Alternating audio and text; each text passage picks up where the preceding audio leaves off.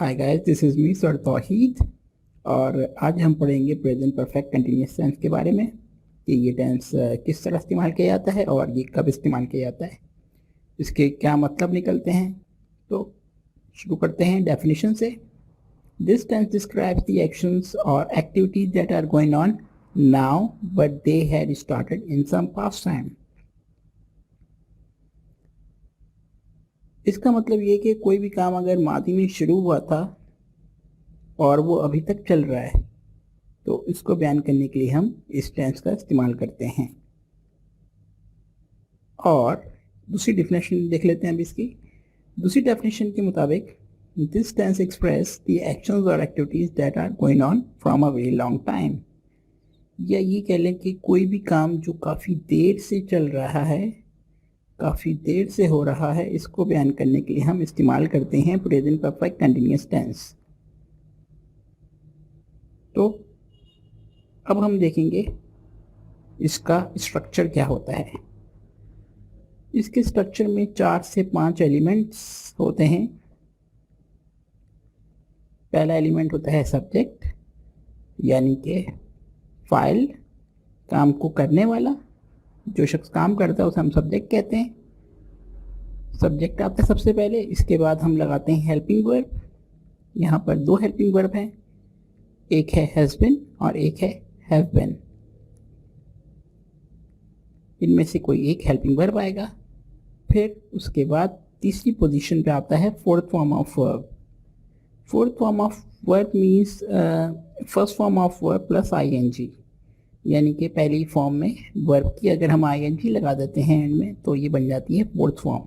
तो यहाँ पर हमें फोर्थ फॉर्म ऑफ वर्ब चाहिए होती है क्योंकि वो कंटिन्यूस होने का सेंस देती है। किसी भी चीज़ की जारी होने की अलामत होता है आईएनजी। इसके बाद चौथे नंबर पे जो चीज़ आती है इसे कहते हैं ऑब्जेक्ट। ऑब्जेक्ट माने मफूल, जिस पर काम हो रहा हो। और फिर पाँचवें नंबर पे हम यूज़ करते हैं सिंस या फॉर, टाइम को मेंशन करने के लिए कि ये काम कब से हो रहा है। तो सिंस या फॉर में से कोई एक वर्ड आएगा यहाँ पर, तो वो भी हम देखते हैं कि सिंस कब लगाते हैं और फॉर कब लगाते हैं। लेकिन पहले अभी हम देखेंगे हेल्पिंग वर्ब्स कि हैज़ बीन का इस्तेमाल कब करना है और हैव बीन का इस्तेमाल कब करना है। जैसे कि हमने पहले भी पढ़ा था प्रेजेंट परफेक्ट के अंदर कि वहाँ पर हैज़ और हैव होते हैं और एज अ हेल्पिंग वर्ब, और उनको इस्तेमाल करने का जो तरीका होता है एग्जैक्टली वही तरीका यहाँ पे भी होता है इन्हें इस्तेमाल करने का। तो हैज़ बीन का इस्तेमाल हम तब करते हैं जब हमारा कोई भी सब्जेक्ट थर्ड पर्सन सिंगुलर हो। थर्ड पर्सन सिंगुलर मतलब तीसरा शख्स अगर अकेला है और उसके बारे में बात की जा रही है तो उसके आगे हम लगाते हैं has been. Third person singular की एग्जांपल्स होती हैं ही, शी, इट, या फिर कोई सिंगुलर नाउन, यानी कि किसी एक शख्स का नाम अगर आप लेंगे तो वो भी थर्ड पर्सन सिंगुलर कहलाता है। तो उनके आगे हम हैज़ बीन लगा लेते हैं। अगर सब्जेक्ट हमारा थर्ड पर्सन सिंगुलर के अलावा कोई भी और हो तो हम बाकी तमाम किस्म के सब्जेक्ट के साथ हैव बीन का इस्तेमाल करेंगे। तो हैव बीन ज़्यादातर इस्तेमाल होता है, लेकिन सिर्फ थर्ड पर्सन सिंगुलर की सूरत में हैज़ बीन का इस्तेमाल किया जाता है। ठीक है, एक बार फिर सुन लीजिए। अगर सब्जेक्ट थर्ड पर्सन सिंगुलर हो तो हैज़ बीन लगाएंगे, वरना हर सूरत हाल में हैव बीन लगेगा। अब आ जाते हैं सिंस और फॉर के इस्तेमाल के ऊपर कि कब सिंस लगेगा और कब फॉर लगेगा। बेसिकली ये दोनों वर्ड्स टाइम को मेंशन करने के लिए आते हैं, लेकिन दोनों में थोड़ा सा फ़र्क है। सिंस का इस्तेमाल हम तब करते हैं जब हमें एक एग्जैक्ट टाइम पता हो कि काम शुरू कब हुआ। हमें काम की इब्तिदा का वक्त अगर मालूम हो जाता है तो हम उसको बयान करने के लिए सिंस लगाते हैं, जबकि फॉर का इस्तेमाल किसी मुद्दत को बताने के लिए इस्तेमाल करते हैं, पूरे पीरियड को बताने के लिए। जैसे कि एग्जाम्पल देख लेते हैं। सिंस की एग्जाम्पल तो हो जाएगी जैसे कि मॉर्निंग मतलब सुबह से 2 बजे से کوئی دن بھی آ سکتا ہے، جیسے کہ پیر سے یا اتوار سے، 2005 سے، سال آ سکتا ہے آپ کا کوئی بھی۔ تو اگر آپ کو صرف بگننگ پوائنٹ پتہ ہے تو سینس استعمال کر سکتے ہیں، لیکن اگر آپ کو پوری مدت کا اندازہ ہے کہ اب تک کتنا وقت ہو چکا ہے مکمل، تو اس کو بیان کرنے کے لیے فور کا استعمال کیا جاتا ہے۔ تو یہ تھا سنس اور فور کا استعمال۔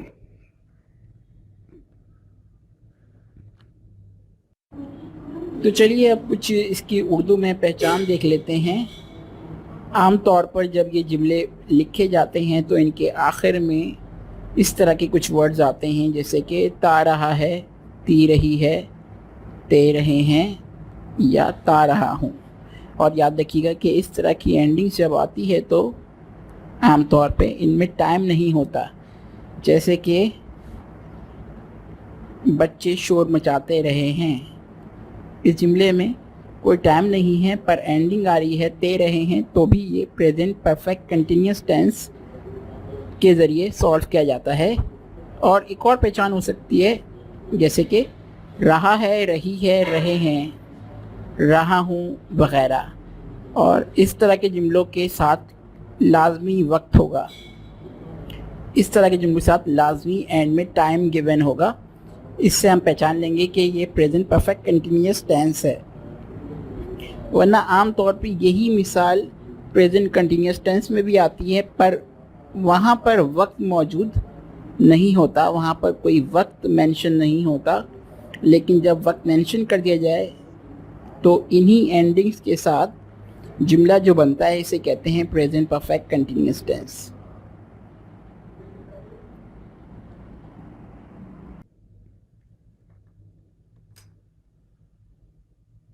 اب ہم اس کی چند اگزامپل دیکھ لیتے ہیں۔ پہلی اگزامپل ہے، صبح سے بارش ہو رہی ہے۔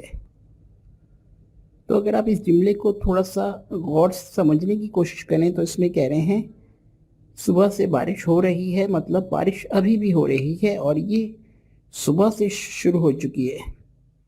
صبح چونکہ اب گزر چکی ہے، وہ پاسٹ ٹائم ہو گیا ہمارا، اور چونکہ بارش ابھی بھی ہو رہی ہے تو پریزنٹ میں بھی ہو رہی ہے۔ تو جب کسی بھی کام کا کنیکشن پریزنٹ میں بھی ہو اور پاسٹ میں بھی ہو، شروع پاسٹ میں ہوئی ہو اور پریزنٹ میں جاری ہو، اس طرح کے کاموں کو ہم بیان کرنے کے لیے پریزنٹ پرفیکٹ کنٹینیوس ٹینس کا استعمال کرتے ہیں۔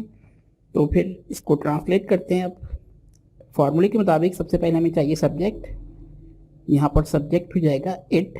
یاد رکھیے کہ جب بھی ہم کسی ایسے سینٹینس میں جب بھی ہم کسی ایسی چیز کی بات کرتے ہیں جو کہ یا تو وقت ہو یا پھر کسی موسم کے حوالے سے کوئی بات کی جا رہی ہو، یا کوئی بھی نان لیونگ تھنگ یعنی کہ غیر جاندار چیز کے بارے میں بات کی جائے، تو ہم سبجیکٹ اٹ لگاتے ہیں اگر وہ ایک ہے، اس لیے اس کے لیے ہم اٹ کا استعمال کریں گے۔ اٹ کے بعد آئے گا ہیز بین، کیونکہ ابھی ہم نے پڑھا تھا کہ اگر ہی، شی، اٹ یا کوئی ایک چیز کا نام آئے تو ہیز بین لگتا ہے، تو یہاں پہ اٹ آ چکا ہے اس لیے ہم ہیز بین کا استعمال کر لیں گے۔ ہیز بین کے بعد آئے گا فورتھ فارم آف ورب، یہاں پہ بارش ہو رہی ہے، بارش ہونے کو کہتے ہیں رین، اور فورتھ فارم اس کی بنتی ہے ریننگ، آئی این جی کا اضافہ کر دیتے ہیں اینڈ میں۔ اس کے بعد آبجیکٹ آتا ہے، پر یہاں پر کوئی آبجیکٹ نہ ہونے کی وجہ سے ہم ڈائریکٹلی ٹائم کا استعمال کریں گے، اور ٹائم مینشن کرنے کے لیے ہمارے پاس دو آپشن ہوتے ہیں، یا تو سنس کا استعمال کریں یا فور کا۔ یہاں پر ہم سنس کا استعمال کریں گے کیونکہ مارننگ ایک پاسٹ کا اسٹارٹنگ پوائنٹ ہے، اب تک کتنا وقت مکمل ہو چکا ہے یا اب تک کتنا ٹوٹل وقت ہو چکا ہے ہمیں اندازہ نہیں ہو پا رہا، لیکن ہمیں اتنا اندازہ ہو رہا ہے کہ بارش صبح سے ہو رہی ہے۔ تو یہ ہو گیا ہمارا ایک مثبت جملہ، it has been raining since morning. اب اسی جملے کو منفی بنانے کے لیے ہم ہیز کے بعد ناٹ لگا دیں گے، کیونکہ ہم نے سب سے شروعات کی ایپیسوڈس میں پڑھا تھا کہ نیگیٹو بنانے کے لیے ہمیں ناٹ کو ہیلپنگ ورب کے بعد لگانا پڑتا ہے۔ تو یہاں پر ہیلپنگ ورب ہیں ہیز اور بین، یہ بیسیکلی دو پارٹس ہیں۔ ہیلپنگ ورب ایک ہی کہلاتا ہے لیکن اس کے دو پارٹس ہیں، اور جب بھی ناٹ لگانا ہوتا ہے تو ناٹ بیچ میں آتا ہے۔ تو یہاں پر ناٹ ہم نے ہیز اور بین کے درمیان میں لگا دیا، It has not been raining since morning, जिसका उर्दू तर्जुमा बनेगा सुबह से बारिश नहीं हो रही है। इसी को सवालिया बनाएं तो जुमला बन जाएगा इस तरह से कि हैज़ का इस्तेमाल शुरू में होगा और इट का इस्तेमाल बाद में करेंगे। जुमला बन जाएगा has it been raining since morning. इसका मतलब बनेगा उर्दू में क्या सुबह से बारिश हो रही है। याद रखिए जुमले के आखिर में सवालिया निशान होना बहुत ज़रूरी है ताकि कोई भी देखे तो उसको अंदाज़ा हो जाए ये सवालिया जुमला है। दूसरी मिसाल की तरफ बढ़ते हैं जो कि है मैं 14 साल से पढ़ा रहा हूँ। मैं 14 साल से पढ़ा रहा हूँ। तो मैं अभी भी पढ़ा रहा हूँ और ये पढ़ाने का वक्त बहुत तवील हो चुका है। 14 साल जो कि माजी का वक्त है, यानी कि ये काम माजी में कभी शुरू हुआ था और अभी तक चला आ रहा है, इसलिए हम इसको प्रेजेंट परफेक्ट कंटिन्यूअस टेंस की मदद से सॉल्व करेंगे।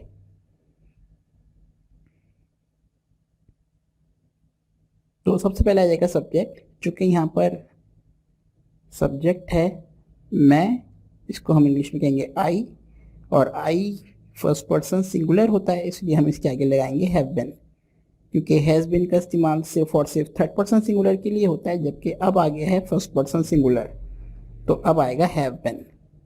इसके बाद fourth form of verb teaching और फिर ऑब्जेक्ट, जो कि यहाँ पर मौजूद ना होने के बाइस हम डायरेक्टली वक्त का इस्तेमाल करेंगे और वक्त यहाँ पर है 14 साल। ये एक स्पेसिफिक टाइम नहीं बल्कि ये एक पूरी मुद्दत है। इस मुद्दत को बताने के लिए हम फॉर का इस्तेमाल करेंगे। I have been teaching for 14 years. मैं 14 साल से पढ़ा रहा हूँ। ये एक मुस्बत जुमला है। अब इसी को मनफी बनाएंगे हम, तो सिर्फ इतना करेंगे कि हैव के बाद नॉट लगा देंगे। जुमला बन जाएगा I have not been teaching for 14 years. मतलब ये कि मैं 14 साल से नहीं पढ़ा रहा हूँ। ये है एक मनफी जुमला। इसी को सवालिया बनाने के लिए हम ये करेंगे कि हेल्पिंग वर्ब हैव को पहले लगाएंगे और आई को बाद में। हालांकि यहाँ पे बिन भी हेल्पिंग वर्ब है, लेकिन अगेन कि अगर हेल्पिंग वर्ब के दो पार्ट्स हों तो एक पार्ट को मूव किया जाता है, तो हमने हैव को पहले कर लिया, आई को बाद में कर लिया, तो ये बन गया have I been teaching for 14 years. उसके आखिर में सवालिया निशान लगा देंगे ताकि ये पता चल जाए कि ये सवालिया जुमला है। इसका मतलब है क्या मैं 14 साल से पढ़ा रहा हूँ, क्या मैं 14 साल से पढ़ा रहा हूँ। तीसरी मिसाल देखते हैं। तुम यहाँ 4 दिन से ठहरे हुए हो। तुम यहाँ 4 दिन से ठहरे हुए हो। इसका मतलब ये है कि हम बात कर रहे हैं वो अभी भी ठहरा हुआ है और उसको यहाँ ठहरे हुए 4 दिन हो गए हैं, जो कि एक माजी में जा चुका है वक्त। ये माजी का वक्त है 4 दिन, मतलब कुछ दिन पहले से ये रह रहे हैं यहाँ पर। जो वक्त गुजर चुका है तो वो पास्ट हो गया, तो ये पास्ट में काम शुरू हुआ था रहने का यहाँ पर, और ये अभी तक यहाँ रह रहे हैं, यहाँ ठहरे हुए हैं, तो इसलिए ये टेंस पास्ट से चला था और अभी तक चल रहा है, तो इसको हम बयान करने के लिए इस्तेमाल करेंगे present perfect continuous tense. Again सबसे पहले सब्जेक्ट आएगा, यहाँ पे सब्जेक्ट है तुम, तो तुम को हम यू कहेंगे, और यू चूँकि सेकंड पर्सन होता है इसके आगे हैव बीन आ जाता है। हैव बीन के बाद फोर्थ फॉर्म ऑफ वर्ब, यहाँ पर काम हो रहा है ठहरे रहने का, रुके रहने का, जिसको कहेंगे हम इंग्लिश में स्टे। पर चूँकि हमें यहाँ पे फोर्थ फॉर्म लगानी है इसलिए हम इसके आगे आईएनजी भी लगा देंगे, ये बन जाएगा स्टेइंग।